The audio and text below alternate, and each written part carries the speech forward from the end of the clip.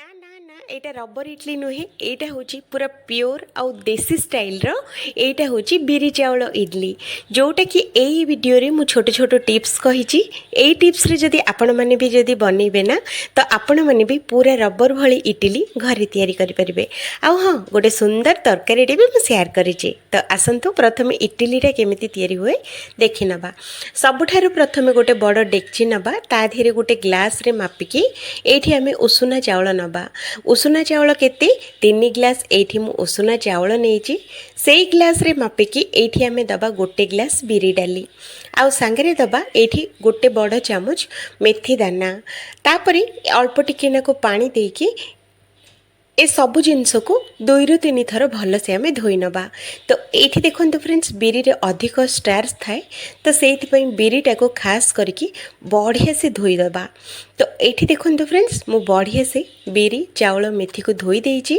तो याको आमे रखिबा साइड रे आउ गोटे बाउल नबा सेई बाउल रे सेई ग्लास रे मापिकी गोटे ग्लास चूड़ा सांगरे एठी दबा गोटे ग्लास सागु सागु आपण माने मोटा किबा पतला जोटा भी अछि सेम क्वांटिटी देबे। तापरे पानी एठी देके 2 रु 3 थर ए सागु आउ चूड़ा को भी भल से हमें धोई नबा। तो फ्रेंड्स चूड़ा रे अधिक गंधिया थाए तो सेति पई चूड़ाटा को 2-3 थर भल से धोई नबा। आउ धोई सारला परे से चावल धीरे याकू हमें मिसई नबा। आउ ए सबु जिनस पूरा बुड़ीला पर्यंत एठी हमें पानी दबा। आउ ए चावल आउ हमर बिरी चूड़ा सागु मेथी भल से थरे एई भली हमें गोळेई नबा। आउ एई भली गोळेई सारला परे एठी देखंतु फ्रेंड्स केते कम अछि किंतु बतुरी की पूरा डबल हेबा पई जाउची। तो याकू हमें कवर करके घोड़े की छाड़ी दबा 5 घंटा बतुरिया पई।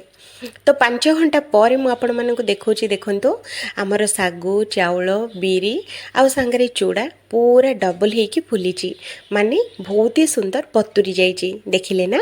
तो आसंतु आकु एबे हम बाटी नबा। तो बाटिया पई एठी मु नेची बिरी बटा ग्राइंडर। तो फ्रेंड्स एथिरे बाटिबा द्वारा हमर इडलीटा एकदम नरम आउ स्पंजी तयारी होची। तो सेति पई मु एथिरे ही बाटुची। तो सबुतक एठी आमे एकाथरे दे दबा। तापरे जो पानी रे आमे भिजै थिले सेई पानी एठी आमे दबा देकी आको कवर करके 10 मिनिट पई बाटिया पे छाड़ी दबा। 10 मिनिट पर एठी आमे स्वाद अनुसार लूण एठी आमे दे दबा। दे सारला पर मु एठी आपण मानको आण देखौची देखंतु फ्रेंड्स पूरा चिकन हे की बाटी आइची खदड़िया कोठी भी बिल्कुल भी नाई देखिले ना। एई भली चिकन करके बाटिबा निहाती जरूरी स्पेशली इडली पाई।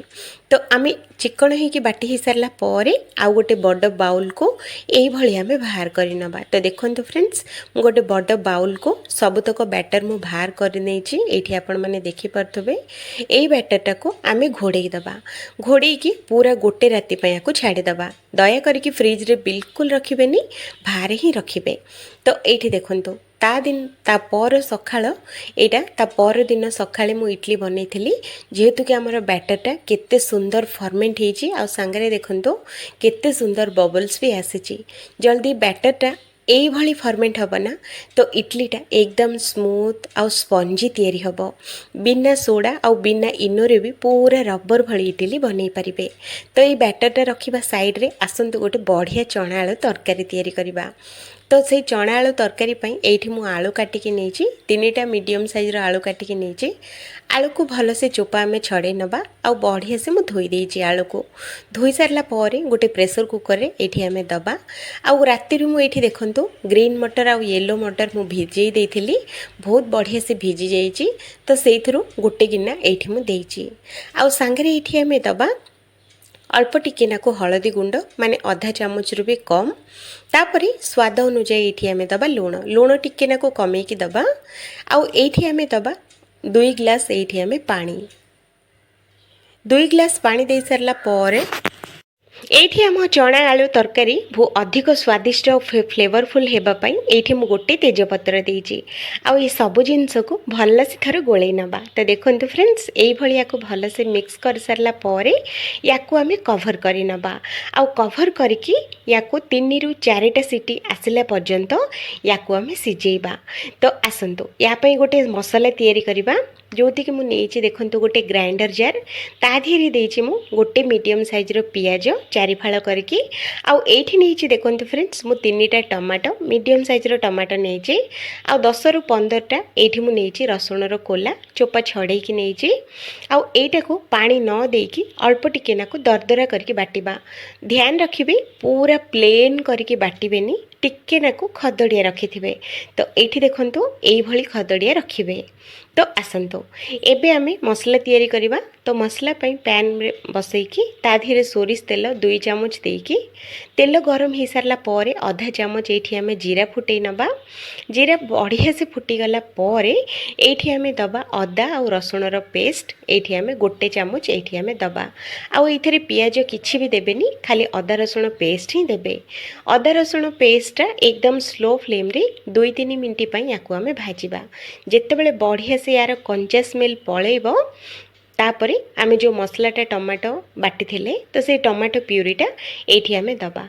सांगरे स्वाद अनुसार आउ थरे लूण अल्प टिके नाकु दबा। आउ लंका गुंड राग पई देखिकी दबा। हळदी गुंड आधा चामच दबा। आउ धनिया गुंड ये आधा चामच रो भी टिके नाकु अधिक दबा। आउ दे सारला परे एई मसलाटा को बढ़िया से आमे गोळै नबा। ध्यान रखिबे फ्रेंड्स एई तरकारी रे आउ किछि भी याडो सियाडो मसला बिल्कुल पकांतुनी। सिंपल बनांतु किंतु टेस्ट पूरा नंबर 1 रहिबो। तो एठी आमे मसलाटा को गोळै सारला परे याकू कवर करके 5 मिनिट पई मसलाटा को कसिबा। तो एठी देखंतु 5 मिनिट हो जाइए आमर मसलाटा पूरा बढ़िया से कषि हो जाइए। आउ तेलटा भी पूरा साइड हो जाउछि। एठी आपण माने देखि पारथबे मसलाटा आमको एई भली कषि हबा निहाती जरूरी। कारण जेहेतु कि आमर टमाटो पड़िछि तो मसलाटा कषिया पई टिके नाकु लेट हबो। तो मते एटा कषिया पई 5 मिनिट लागिछि। तो एठी देखंतु आमर मसलाटा पूरा परफेक्ट कषि हिछि। एबे आमे आलू आउ मटर को जो सिझे की रखिथिले तो सेई आलू आउ मटर सबुतक पानी आउ एठी आमे देई दबा। देकी याको भल से गोळै नबा। तो देखंतु फ्रेंड्स एई भलिया को बढ़िया से गोळै नबा। फ्रेंड्स एबे आपण माने गैस रो फ्लेम को हाई रखिबे। एबे पर्यंत वीडियो को लाइक चैनल को सब्सक्राइब करि नाहंती ना तो एबे ही कर दियंतु। कारण परे आपण माने पूरा पूरी भूली जाउचंती। बहुत लोक तो वीडियो देखि के पळौचंती किंतु सब्सक्राइब करू नाहंती। तो एबे आमे आको कवर करके 2 मिनिट पई सिजेबा।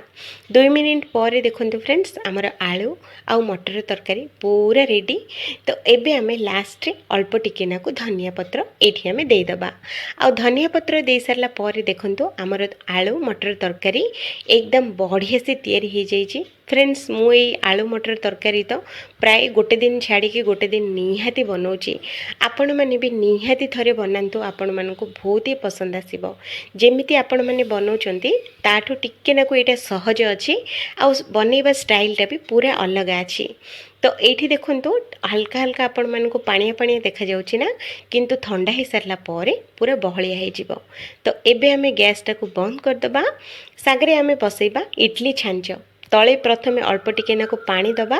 तापरे इडली छांच देकी एटा को आमे प्रथमे घी लगे नबा। घी एथि पई लगा होची फ्रेंड्स आम इडलीटा बिल्कुल भी चिपकीबनी। घी किबा तेल जोटा आपण माने पसंद करंती सेटा एठी आपण माने लगै परिबे। आउ इडली बैटरटा को गोटे गोटे चामच बैटर एठी आमे दबा। बेसी बैटर बिल्कुल भी देबेनी नहले इडलीटा हमर याडे सियाडे हो जिवो। तो सेइति पई गोटे चामच बैटर ही देबे। इडली छांचटा जेमते पूरा फुल हो जिवो बैटरटा बंद कर देबे। तो एठी देखंतु एई भली सबुतक इडली आमे भर्ती करि नबा। तापरे एठी आमे किछि सजिया पई फ्रेंड्स मु एठी धनिया पत्र दोची। आपण माने चाहिले प्लेन भी तयारी करि परिबे नहले मो भली धनिया पत्र नहले भृसुंगा पत्र नहले गाजर जोटा भी अछि कोरिके देई परिबे। देई सारला परे कवर करके 5 मिनिट पई सिजेबा। बेसी समय बिल्कुल लागिबनी। एई भली जदी इडली आपण माने बनेबे 5 मिनिट रे पूरा परफेक्ट सिजिकी रेडी हबो। तो एठी आपण माने देखि पारथबे इडलीटा हमर सिजिकी पूरा रेडी। तो एठी मु आपण मानकु देखौची देखंतो आमे जो घी लगैथिले ना घी लगैबा द्वारा प्लेट रे हमर इडलीटा बिल्कुल भी चिपकीबनी। तो देखंतो पूरा प्लेन अछि। आ इडली देखंतो केते नरम आ केते जालीदार तयारी हिची देखिले ना। एई भली निहाती थरे ट्राई करंतु फ्रेंड्स आपण मानकु बहुत ही पसंद आसीबो। जदि एबे पर्यंत जदि ए रेसिपी बनै नांती तो निहाती थरे ट्राई करंतु।